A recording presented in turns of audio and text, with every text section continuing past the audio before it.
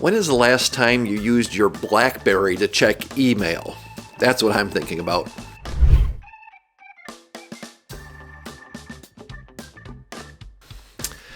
I came across a really interesting article recently just talking about the Magnificent Seven companies, Apple and Google's parent Alphabet and Facebook and those, and just how powerful they are, and the idea of, well, do they stifle competition because they're so big and so successful, and is this a problem, right? How worried do we need to be about that? And we've talked a little bit before about how, this is not unprecedented to have a handful of companies really driving the market.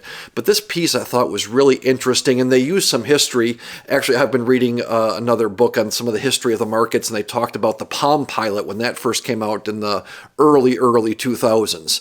And I hadn't thought about Palm Pilot in forever. I thought, oh yeah, that's right, with that stylus you could press on there and keep your calendar and stuff. And I mean, what a deal, right? And then the BlackBerry came out, right, back in the early 2000s as well. And for all of us of a certain age, I mean, I suspect that that most of us had some form of that, right? And that was the deal. Remember those big bricks with the full computer, full keyboard on it, right, where we could type all those things out? I thought, holy mackerel, life is good, right? And it's interesting to me as I read this article here. I'll pull up a graphic on it that going back, I mean, I feel like it was a long time ago, but it was really when the last 15 years, BlackBerry was still the dominant place in the business world, especially where you're getting your email and your connectivity, right? Take a look at that chart. Now here, this chart is 12-month trailing sales per share, right? So it's not market share or other things, but still the idea of, you take a look back as we go through, it was 2010, 2011, 2012, where BlackBerry's sales per share were growing, right? I mean, we're talking just over a decade ago, right? Maybe a dozen years ago, not 20 years ago like it feels like, right? And you can see on the chart here where things came in. The iPhone came in, middle of 07, right?